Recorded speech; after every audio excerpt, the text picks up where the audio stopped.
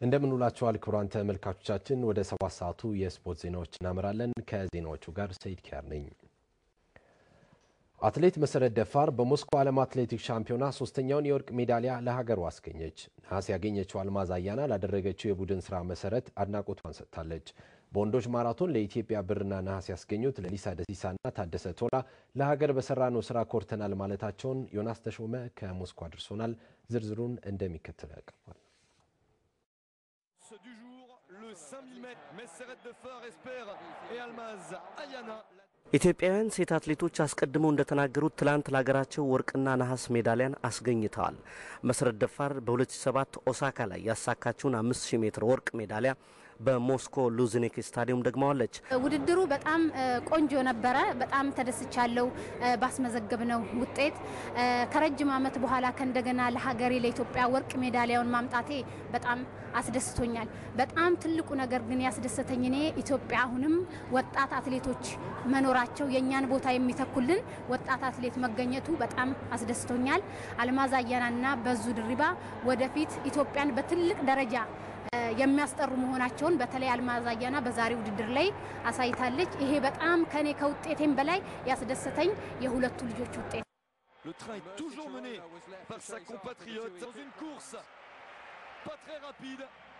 Messeret de Far s'impose merci Chirono ለውጤቱ መገኘት በቡድን ልብ ለልብ ተግባብተን መስራታችን ነው ያለችው መሰረት ደፋር የገባችበት ሰዓትም 14 ደቂቃ 50.19 ማይክሮሰከንድ ነው አስቀድማ ዙሩን በማክረር ኢትዮጵያ ሜዳሊያ እንድታገኝ እጥራለሁ ያለችው አልማዝ ለመጀመሪያ ጊዜ በተሳተፈችበት የዓለም ሻምፒዮና ነሐስ ለራሷና ለሀገሯ በማግኘቷ መደሰቷን ገልጻለች መሰረት አልማዝና ቡዜ በሉዚንስኪ የነበራቸው ጥምረትም በበርካቶች አድናቆትን አትርፎላቸዋል ፌደሬሽኑም መሰረትና ጥሩነሽን ለወርቆች ሲባል በተለያየ ርቀት ያወዳደረበት ስልት ተሳክቶለታል ብለዋል በርካታ መገናኛ ብዙሃን ኬንያዊቷ ሜርሲ ቼሮኖ ብሩን ወስዳለች በወንዶች ማራቶንም አትሌቶቹ ወቅታዊ ብቃታቸውን በሚገባ ያሳዩበት ነበር ከአትሌት ፈይሳ ለሊሳ በቀር ሁሉም በመጀመሪያው ረድፍ ከኬንያዊው በርናርድ ኮችና ኡጋንዳዊ ኪፕሪቶች እልህ አስጨራሽ ትግል አድርገዋል የለንደኑ ሻምፒዮን ኪፕሪቶች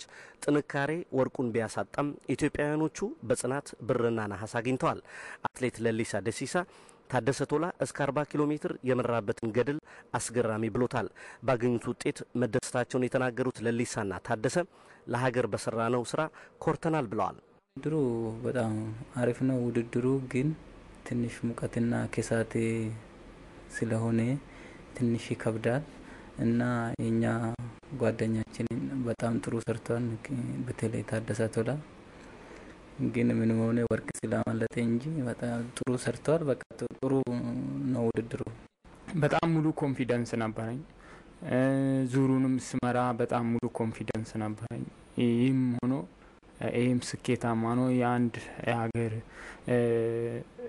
የቲም የወርቅ ሜዳሊያ ማስገኘት የቲም መስራት ይሄ በጣም ያስደስታል ምክንያቱም የ80 ሚሊዮን ህዝብ አደራ ነው ይህን አደራ መወጣት ለኛ በጣም ጥሩ ነው ብዬ ነው ማስበው እስካሁን ባሉት ውድድሮች ኢትዮጵያ በ10 አትሌቶች 10 ሜዳሊያዎችን በመሰብሰብ ከዓለም 5ኛ ደረጃ ከአፍሪካ በኬንያ ባንድ ብር ተበልጣ ሁለተኛ ደረጃን ይዛለች ዛሬ ከሰዓት 10:25 ላይ መኮንን ገብረመድን በ500 ሜትር ከኬንያውያኑ ሲላስ ኪፕላጋትና አዝቤል ኪፕሮፕ ብርቱ ፉክክር ይጠብቀዋል ለኢትዮጵያ ሬዲዮና ቴሌቪዥን ድርጅት ለተጠናከረው ዘገባ ዮናስ ተሾመ ሞስኮ 24-year-old Kiprotich following Dorcas Inzakuru who won the inaugural women's ትላንት በ5000 ሜትር እና በማራቶን በተገኙት 4 ሜዳሊያዎች አዲስ አበባ ነዋሪዎች ደስተኛ መሆናቸውን በተለያየ ቦታ ውድድሩን የተከታተሉ ተመልካቾች ተናገሩ የኢትዮጵያን አትሌቶች የቡድን ስራ ለውጤቱ መገኘት ወሳኝ ነበር ብለዋል ሀና ገብረስላሴ ተመልካቾቹን አነጋግራቸዋለች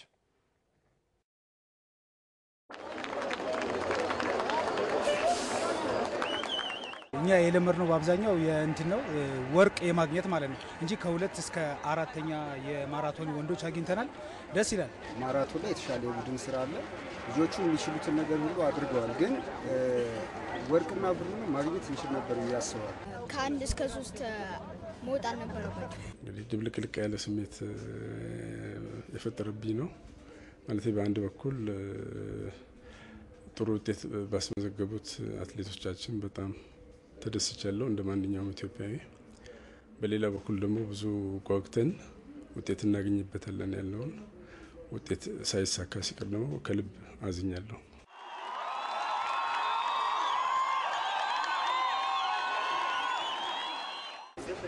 በጣም አሪፍ ነበረ። በጣም ተደስቻለሁ። ግናሞላ አካባቢ ነበር በስክሪን ሰው ሁሉ በጣም ደስ ብሎታል። ማለት በቃ ጠብቄያለሁ እሷ እንደምታሸንፍ እርግጠኛ ነበር። ደስ ይላል። በጣም አስደሳች ውጤት ነው ያመጣ ነው። ያው የወንዶች 5000 ትንሽ ብንከፋ አሁን በዚህ ክሰናል። በጣም ነው ደስ ያለው። በጣም ደስ ይል ነበር።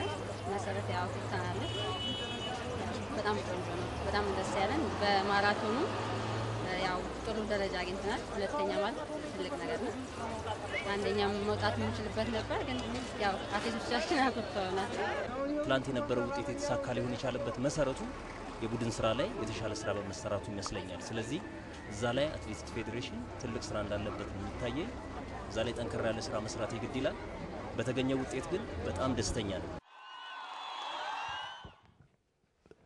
የካፍ ኮንፌዴሬሽን ካፕ የምድብ ጨዋታዎች ዛሬ ይቀጥላሉ። ቅዱስ ጊዮርጊስ ዛሬ በ10 ሰዓት የቱኒዚያው ሴፋክሰንን በአዲስ አበባ ስታዲየም ይገጥማል። ቅዱስ ጊዮርጊስ በምድብ 1 ከሁለት ጨዋታዎች ባገኘው 3 ነጥብ ሁለተኛ ደረጃ ላይ ይገኛል።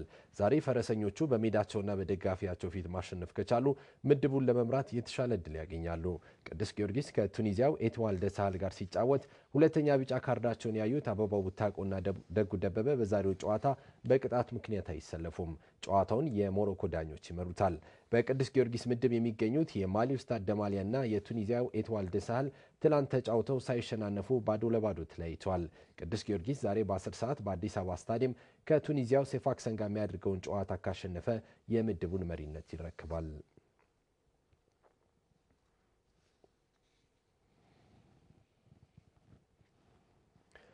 በርካታ ኢትዮጵያውያን ተጫዋቾች ወደ ተለያዩ ሊጎች የሚያደርጉትን ዝውውር እያጠናቀቁ ነው። የኢትዮጵያ መድኑ መሐመድ ናስር በአልአህሊ ሽንዲ ፈርሟል። አዲስ ህንፃ ሱሌማን መሐመድና አስራት መገርሳ የዓለም አቀፍ ዝውውር ሰርተፊኬታቸውን በመያዝ ዝውውራቸውን በይፋ ፈጽመዋል። ዮናስ ኃይል መስቀል ተጨማሪ ዜና አለው።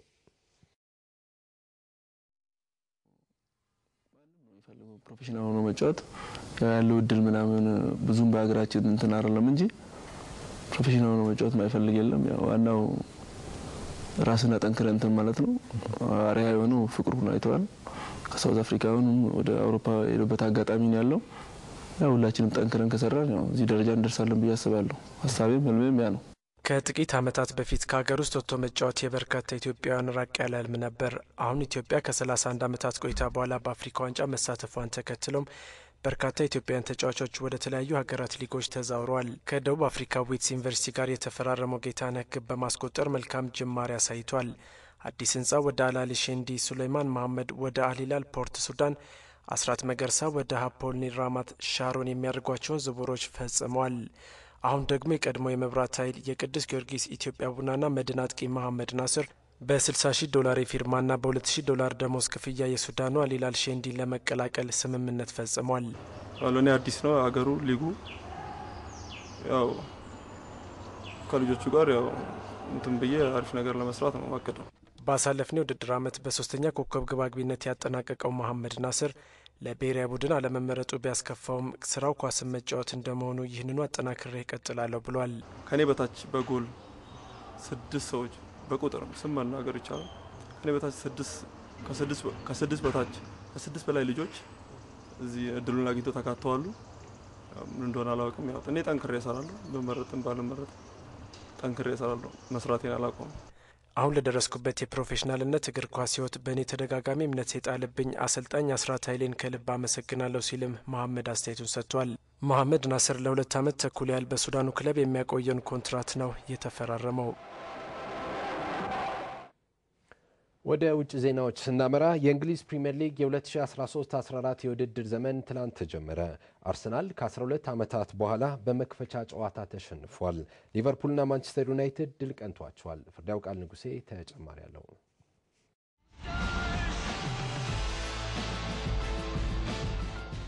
የ2013-14 የውድድር ዓመት የእንግሊዝ ፕሪሚየር ሊግ ትላንት በይፋ ተጀምሯል። አሁን የበርካቶች ቀልብና የዓለማችን የሚዲያ አውታሮች ትኩረት ወደ እንግሊዝ ዞሯል።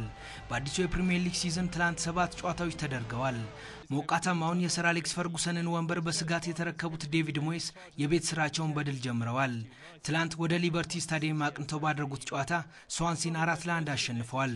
ዩናይትዶች በሮበን ቫን ፐርሲና በዳኒ ዌልቤክ ጎሎች የመጀመሪያውን አጋማሽ 2-0 በመምራት አጠናቀዋል። ከረፍት መልስ ቫን ፐርሲ ለራስ ሁለተኛ ለቡድኑ ደግሞ ሶስተኛውን ጎል በግሩም ሁኔታ አስቆጥሯል። rather unsure who to mark and it was Van Persie that capitalized. Van Persie! The mark of a genius! በ82ኛው ደቂቃ በዊልፍሬድ ቦኒ አማካይነት ስዋንሲዎች ወደ ጨዋታው ቢመለሱም ዳኒ ዌልቤክ ባለቀ ሰዓት ከመረብ ባገናኛት ማራኪ ኳስ ዩናይትድ 4-1 በማሸነፍ የመሪነቱን ጉዞ አሃዱ ብሎ ጀምሯል። በክለባቸው ተስፋ የማይቆርጡ ከ60 ሺህ በላይ የለንደን ነዋሪዎች በታደሙበትና በኤሚሬትስ በተደረገው ጨዋታ አርሰናል በአስቶን ቪላ አሸማቃቂ ሽንፈት ደርሶበታል። ከጨዋታው በፊት በፈገግታ ወደ ኤሚሬትስ የዘለቁት አርሰን ቬንገርም አንገታቸውን ደፍተው ለመውጣት ተገደዋል። አርሰናሎች በጨዋታው ዥሩ ባገባት ጎል ቀዳሚ መሆን Arsenal though began with their usual swagger and opened the account after just 5 minutes. Giroud and Walcott are in the middle here waiting for the pullback. Olivier Giroud! All the talk has been of big name strikers this summer, but Olivier Giroud reminds Arsenal of just what he can do. ከዚህ ጎል በኋላ የተሻለ የተንቀሳቀሱት አስቶን ቪላዎች ግን በቤንቴክ አማካኝነት አቻ ሆኑ። ከዛም ራሱ ቤንቴኬና ሉና ባስቆጠሯቸው ጎሎች ጨዋታው 3-1 ተጠናቋል። ተከላካዩ ኮሼሊን በቀይ ካርድ ከሜዳ ተወግዷል። አርሰናልም ከ12 ዓመታት በኋላ በፕሪሚየር ሊጉ የመጀመሪያ ዕለት ጨዋታ ያለመሸነፍ ታሪኩ ተደምድሟል። አሰልጣኝ አርሰን ቬንገርም ከጨዋታው በኋላ ደጋፊዎቻቸውን ይቅርታ ጠይቀዋል። በሌላ ጨዋታ በዳንኤል ስተሬጅ ጎል ሊቨርፑል ስቶክ ሲቲን 1-0 አሸንፏል። When Daniel Sturridge rifled the ball into the back of the net to give his side a 1-0 lead. And this time he finds the net, and this time the goal will stand. The opening goal of the new Premier League season has been scored at Anfield by Daniel Sturridge. በሌሎች መርሃ ግብሮች ዌስትሃም ካርዲፍ ሲቲን 2-0፣ ሳውዝሃምፕተን ዌስት ብሮሚች አልቢያንን፣ ፉላም ሰንደርላንድን በተመሳሳይ 1-0 ሲረቱ ኖርዊች ሲቲ ከኤቨርተን 2-2 አቻ ተለያይተዋል። ዛሬ ክሪስታል ፓላስ ከቶተንሃም ሆትስፐር፣ ቼልሲ ከሁል ሲቲ ይጫወታሉ። ወደ ዓለም አትሌቲክስ ሻምፒዮና ዜና ስንመለስ ጃማይካዊው ዩዜን ቦልት በ200 ሜትር የወርቅ ሜዳሊያ ባለቤት ሆነ። ቦልት በዓለም አትሌቲክስ ሻምፒዮና በ200 ሜትር ያገኘው ሶስተኛው የወርቅ ሜዳሊያ ሆኗል። በ100 ሜትር መሰናክል ሴቶች የርቀቱ ንግስት ሳሊ ፒርሰን በአሜሪካዊቷ ብሪያና ሮሊንስ ተቀድማለች። ግርማቸው ነው። ዩዜን ቦልት ሩሲያ ሞስኮ እየተካሄደ በሚገኘው የዓለም ሻምፒዮና ዩዜን ቦልት በ100 ሜትር ያገኘውን የወርቅ ሜዳሊያ ትናንትም በ200 ሜትር ደግሞታል። ዩዜን ቦልት 200 ሜትሩን 19.66 ሴኮንድ በማጠናቀቅ የዓለም መሪ ሰዓት አስመዝግቧል። ሌላው የሀገሩ ልጅ ጃማይካዊው ዋረን ቬርና አሜሪካዊው ከርቲስ ሚሸል የብርና የነሐስ ሜዳሊያ አግኝተዋል። ዩዜን ቦልት በዓለም አትሌቲክስ ሻምፒዮና በ200 ሜትር ያገኘው ሶስተኛው የወርቅ ሜዳሊያ ሆኗል። ቦልት በርሊንና ዴጉ ላይ በ200 ሜትር ማሸነፉ ይታወሳል። በ100 ሜትር መሰናክል ሴቶች አሜሪካዊቷ ብሪያና ሮሊንስ ታዋቂዋን አውስትራሊያዊት ሳሊ ፒርሰንን አስከትላ በመግባት ወርቁን ወስዳለች። በ400 ሜትር የሴቶች የዱላ ቅብብል የሩሲያ አትሌቶች የዓመቱን መሪ ሰዓት በማስመዝገብ የወርቅ ሜዳሊያ ሲያገኙ አሜሪካና ታላቋ ብሪታንያ የብርና የነሐስ ሜዳሊያ ባለቤት ሆነዋል። በጦር ውርወራ ወንዶች የቼክ ሪፐብሊኩ ቬቲስላቭ ቬስሊ፣ የፊንላንዱ ቴሮ ፒትካማኪና የሩሲያው ዲሚትሪ ትራባን የወርቅ የብርና የነሐስ ሜዳሊያ ተሸላሚ መሆን ችለዋል። በከፍታ ዝላይ ሴቶች ብላንካ ቭላሲች በሌለችበት ሩሲያዊቷ ሴቬትላና ሺኮሊና አሸናፊ ሆናለች። አሜሪካዊቷ ባሬትና ስፔናዊቷ ቬሺያ ብርና ነሐስ ወስደዋል። ዛሬ ከ9 ሰዓት ጀምሮ የሴቶች ጦር ውርወራ፣ የወንዶች ስሉስ ዝላይ፣ የወንዶች 1500 ሜትር፣ የሴቶች 800 ሜትርና በሁለቱም ጾታዎች የ4 በመቶ ዱላ ቅብብል ፍጻሜዎች ይካሄዳሉ። መኮንን ገብረመድን የሚካፈልበት የ1500 ሜትር የፍጻሜ ውድድር ከቀኑ 10 ሰዓት ከ25 ደቂቃ ላይ ይጀምራል። በመጨረሻም ሁለተኛው ሳምንት የጀርመን ቡንደስሊጋ ጨዋታዎች ትላንት ተደርገዋል። ሻምፒዮኑ ባየር ሙኒክ ከሜዳ ውጭ ኢንትራክት ፍራንክፈርትን 1-0 አሸንፏል። ለሙኒክ ክሮኤሺያዊ ማንዱዚች ብቸኛዋን ግብ አስቆጥሯል። ቦሩሲያ ሞንቴግላድባክ ሃኖቨር 90ን 3-0፣ ሆፈንሄም ሃምቡርግን 5-1፣ ሜንዝ ፍራይቡርግን 2-1፣ ባየር ሌቨርኩሰን ስቱትጋርትን፣ ወርደር ብሬመን ኦግስበርግን በተመሳሳይ 1-0 ሲያሸንፉ ወልፍስበርግ ሻልካን 4-0 ረቷል። ቡንደስሊጋው ዛሬ ሲቀጥል ኑረምበርግ ከሄርታ በርሊን፣ ቦሩሲያ ዶርትመንድ ከኢንትራክት ብራንሽዊግ ይጫወታሉ።